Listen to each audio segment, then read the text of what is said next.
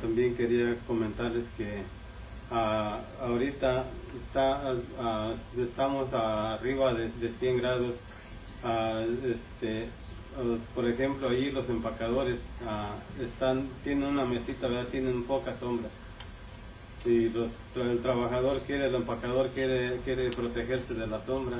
Llega el patrón o llega el supervisor, le dice que la sombra es para la fruta, no es para el trabajador. I also wanted to let you all know that the workday typically tops 100 degrees, and there are these tables that are there in certain areas that can provide some shade, but oftentimes the supervisor will come around and let people know that that shade is not for the workers, but for the fruit that's supposed to be there. Entonces ya, pues a mí me gustaría, ¿verdad? En unión de todos mis compañeros nos gustaría que si llega el día en que haya una protección más justa como seres humanos que somos. And so, what my coworkers and I would like is for one day for there not to be injustice, and for there to be a regulation that protects us like the human beings that we are. Thank you very much. Thank you. Gracias.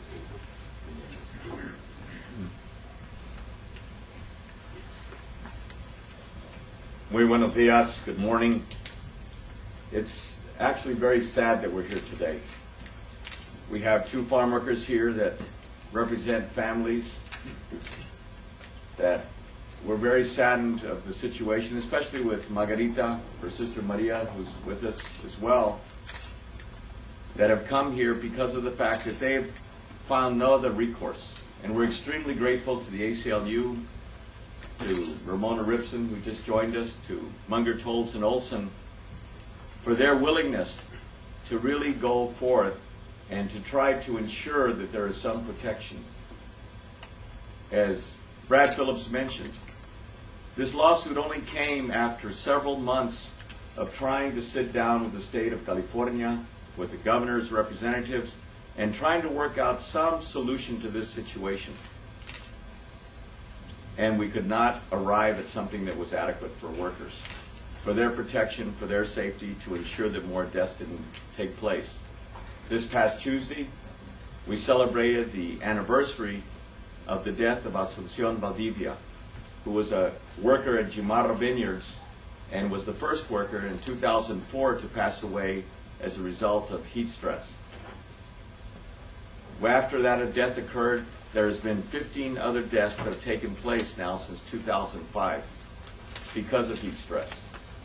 One of those being the mother of Margarita and Maria. And that particular funeral, when we went there last summer in August, we found how hot it was just to be in the memorial service that evening. And it was already 7 o'clock in the evening, and it was still 100 degrees. And everybody in that room that night was sweating and felt the pain of it.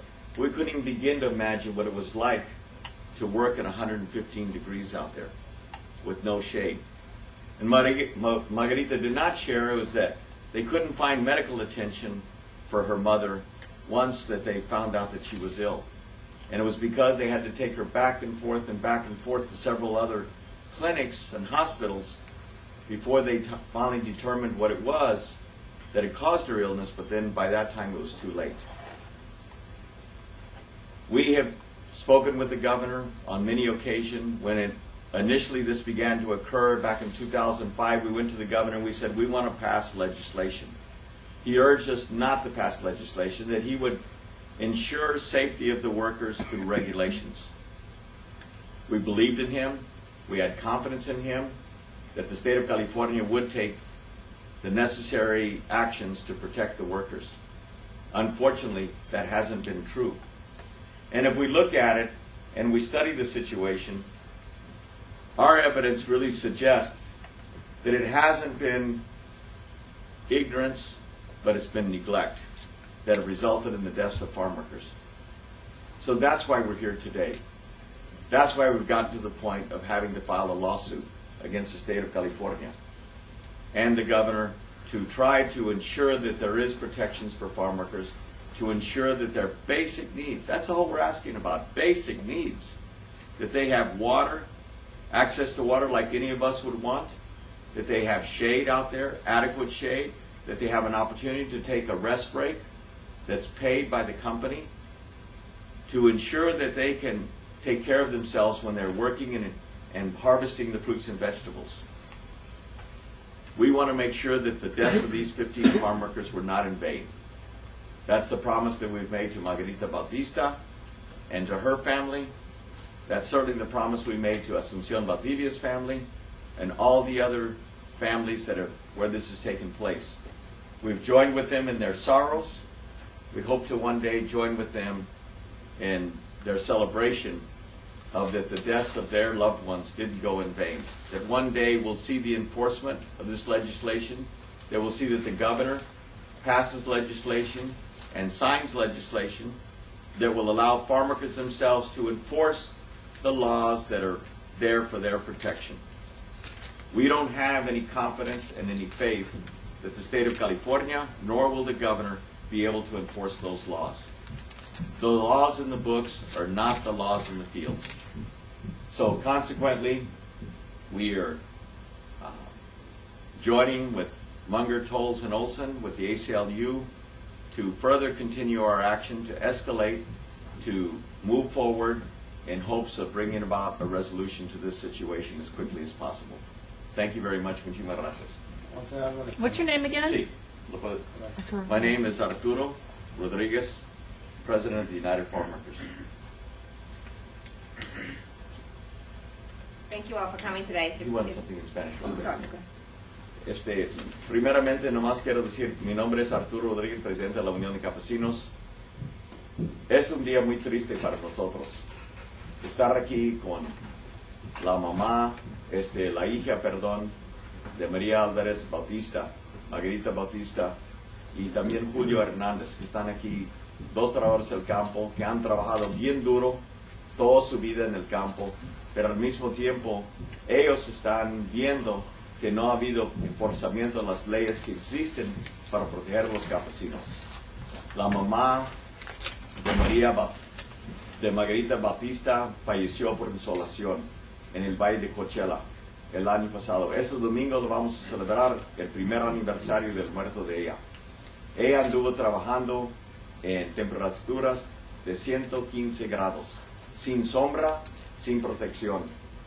Cuando ella se sintió mal, la compañía, la contratista, no quiso hacer nada por ella. Últimamente ella se falleció, fue el víctima 15 de muertes por insolación en los últimos 4 años. Hemos ido con el gobernador, hemos hablado con él, hemos discutido esta situación con él, especialmente los abogados representándonos de ACLU, Munger, Tolles y Olson. Ellos duraron los últimos 4 meses tratando con este asunto con las oficinas del gobernador Schwarzenegger y no han llegado a una solución.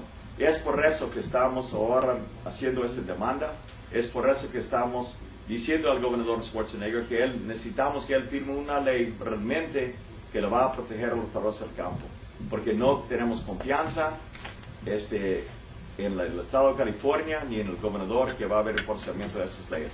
Por esa razón estamos aquí y vamos a ir trabajando hasta que aseguramos que las muertes de María Bautista, de las demás personas que han fallecido, que ellos tienen justicia, dignidad y que los muertos de ellos no fueron en vanos. Muchísimas gracias.